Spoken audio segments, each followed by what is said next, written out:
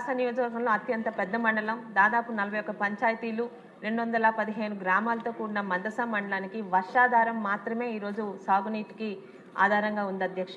ఈ ఇబ్బందిని గమనించి 1987లో అప్పటి శాసనసభ్యులుగా ఉన్న నాన్నగారు, అప్పటి ముఖ్యమంత్రిగా ఉన్న నందమూరి తారక రామారావు గారి సహకారంతో కలింగతల ప్రాజెక్టు, డబార్సింగ్ ప్రాజెక్టు, దామోదర్ సాగర్ ప్రాజెక్టును తీసుకొచ్చారు అధ్యక్ష. దాదాపు 11,500 ఎకరాలకి 3 ప్రాజెక్టులే ఆధారం అధ్యక్ష. అయితే అప్పటి నుంచి ఇప్పటి వరకు కూడా వాటికి రిపేర్లు నోచుకోలేదు అధ్యక్ష. దయచేసి ఇప్పటికే వాటి డీటెయిల్ ప్రాజెక్ట్ రిపోర్ట్ని సదరు మంత్రి గారికి ఇవ్వడం జరిగింది అధ్యక్ష. వారి ఆర్డర్స్తోని అక్కడ అధికారులకు చెప్పి, ఎందుకంటే ఈ రిపేర్లు కానీ చేయించగలిగితే మరి వచ్చే 10-15 సంవత్సరాలకు కూడా అక్కడున్న రైతులకు ఇబ్బంది ఉండదు అధ్యక్ష. మన కూటమి ప్రభుత్వంలో ఈ పని చేయించగలిగితే మందస మండల రైతులు కూటమి ప్రభుత్వానికి ఎప్పటికీ వారు మీకు మద్దతుగా ఉంటారు అధ్యక్ష. ధన్యవాదాలు అధ్యక్ష.